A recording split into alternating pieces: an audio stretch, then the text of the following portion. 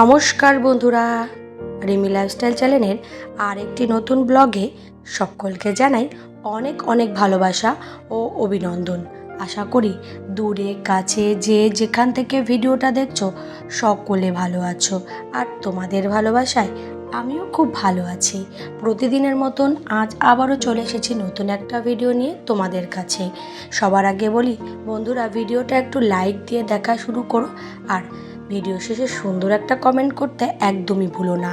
আর যে সকল নতুন বন্ধুরা আজকের এই ভিডিওটা দেখছো, ভিডিওর কোনো অংশ যদি তোমাদের খুব ভালো লেগে থাকে তাহলে অবশ্যই সাবস্ক্রাইব করে আমার পাশে থেকে যেও।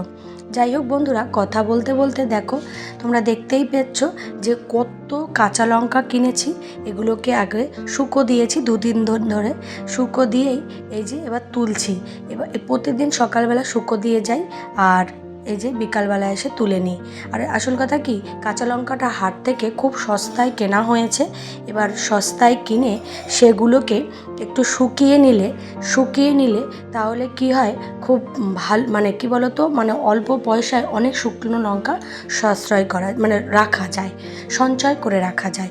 আমরা বলতে পারো এই যে এক বস্তা লঙ্কা হচ্ছে মানে মিলেছি, সে আর শুকিয়ে দেখো আধ বস্তায় পরিণত হয়েছে। কি আর বলবো, এইভাবেই আমরা কিন্তু একটু একটু হিসাব করেই চলি আমাদের বাড়ির প্রতিটা ব্যক্তি। আর বলতে পারো সত্যি কথা বলতে আমার কাজগুলো আমি খুব তাড়াতাড়ি করি, কারণ আমার তো দুবেলা টিউশনি থাকে।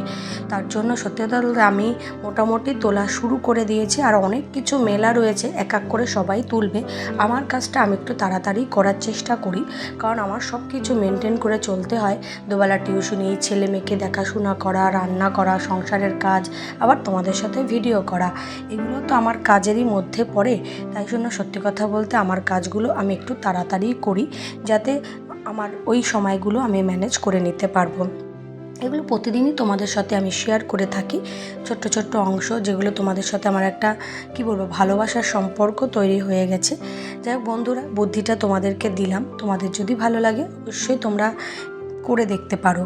যাই হোক, এদিকে হচ্ছে গিয়ে লঙ্কা গুছানো হয়ে গেছে।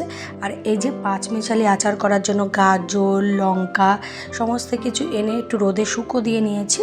আর একদিন একটু রোদে দেবো, তারপরে পাঁচমিশালি আচার তৈরি করব।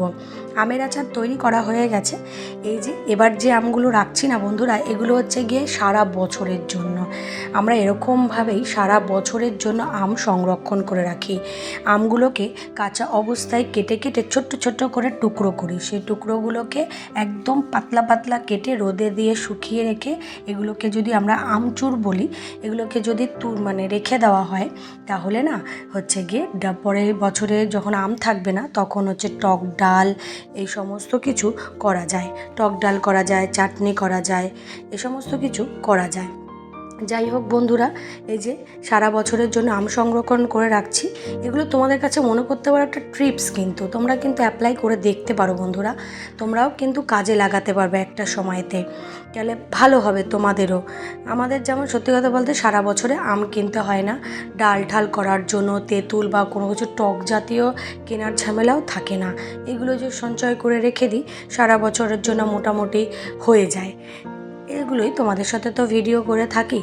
এই যে দেখতেই পাচ্ছ, এবার এই আমচুরটা না কাঁচা কাঁচা ভাব, মা বললো তুলতে হবে না, এটাকে একটু আলাদা বাটিতে রেখে দেবো, কালকে আবার একটু শুকিয়ে তারপরে তুলে নেবো। যদি একটার সাথে সাথে আরেকটা মানে আদা কাঁচা, কোনোটা একটুখানি শুকনো, এরকম যদি আমি মিশিয়ে দিই তাহলে না হচ্ছে গিয়ে পরবর্তীতে নষ্ট হয়ে যাবে। আর এত কষ্ট করে করে এই রোদে শুকিয়ে যদি হচ্ছে গিয়ে তারপরে যদি আবার মিশিয়ে রেখে দিই না, তাহলে না নষ্ট হওয়ার সম্ভাবনা খুব বেশি থাকে। আর এই যে এই পাশের আমটা দেখো একদম খড়খড়ে শুকনো হয়ে গেছে, এটার আর মানে অসুবিধা হবে না। এটা সারা বছরের জন্যই তুলে রাখা হবে, এটা আর রোদে দিতে হবে না, মোটামুটি কোনো অসুবিধার ব্যাপার নেই। বন্ধুরা, আমি তোমাদের সাথে অনেক টিপসেরই কথা বলি মামার এই কাজের মধ্যে দিয়ে। তোমাদের যদি কাজে লাগে কখনো, তোমরা এগুলো ব্যবহার করে দেখতে পারো, অসুবিধা হবে না, ভালোই হবে তোমাদের। কারণ কি বলো তো, আমি তো তোমাদের সাথে একটা ভালোবাসার সম্পর্ক তৈরি হয়ে গেছে, তাই ভাবি আমার যখন যতটুকু উপকার হোক সেগুলো যেন তোমাদেরও হয়ে থাকে। তার জন্য দেখো কাঁচা আমের আমসত্ত্বও দিয়ে রেখেছি। মোটামুটি আমাদের বাড়ি এই আমের সিজনটা মোটামুটি বলতে পারো এই বৈশাখ জ্যৈষ্ঠ 2 মাস একদম পরিপাটিভাবে চলতে থাকে। মনে করো সারা বছরের আম সঞ্চয় করে রাখার পরিপাটি চলতে থাকে। যাই হোক, আমের অনেক গল্প তোমাদের সাথে শেয়ার করলাম। এবার চলে গেলাম কিছু কাঠ ছিল সেগুলোকে কাটার জন্য। কলকাতা এখন তো শুকনোর সময়, তাই মোদ্দা কথা আমরা সমস্ত কিছুই মোটামুটি গুছিয়ে রাখি। আর এগুলো সমস্ত কিছুই করতে হয়, আসলে আমরা গ্রামের বউ তো, এগুলো তো গ্রামের বাড়িতে হয়েই থাকে। যারা গ্রামের দিদিভাইরা বা বন্ধুরা রয়েছে তারা সকলেই জানো। আর যে সকল তো দিদিভাইরা এই সমস্ত কিছু পাও না, তারা কিন্তু এগুলোকে মিস করো। আমরা কিন্তু এই কাজের মধ্যে খুব আনন্দ, আন্তরিকতা সমস্ত কিছু খুঁজে পাই। একটু কষ্ট হয়, আর কী করা যাবে, কষ্টটাকে একটু ভুলে আমরা আনন্দ করেই সমস্ত কাজকর্ম করে রাখি। ভাবি যদি একটু মাসের শেষে কিছুটা টাকা নিজেদের মধ্যে করে সঞ্চয় করে রাখা যায়, মোটামুটি সেরকম কাজই করার চেষ্টা করি। আর এই যে কাঠ বলতে বলতে অনেকগুলো কাঠ কাটা হয়ে গেছে, অনেকটা কাঠই কাটা হয়ে গেছে। আসলে ক্যামেরা ধরার মতন কেউ ছিল না, বদ্দিকে দিয়ে একটু ধরিয়ে নিলাম। বদ্দিও কাটতে বসবে, তা বদ্দি বললাম বদ্দি আমার একটু ফুটেজ নিয়ে নাও। তাই বদ্দি আবার একটু ফুটেজ তুলে দিল, তাই আমি তোমাদের সাথে টুক করে শেয়ার করলাম। এদিকে বিকাল হয়ে গেছে, মানে প্রায় একটু সন্ধ্যা সন্ধ্যা হয়ে এসেছে।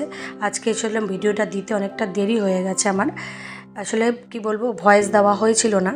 তাই যাই হোক, এই যে এর মধ্যে দেখি ছেলে রেডি, একা একাই রেডি হয়েছে মেলায় যাওয়ার জন্য। ওর দাদা ওকে নিয়ে যাবে, দেখো একা একাই চটি টটি পরে রেডি হচ্ছে, মানে মেলার উদ্দেশ্যে রওনা দেবে।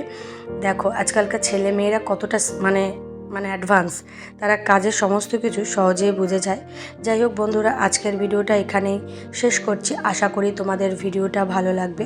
আর ভিডিও শেষে সুন্দর একটা কমেন্ট করতে একদমই ভুলো না। আজকের মতন সকলকে জানাচ্ছি টাটা।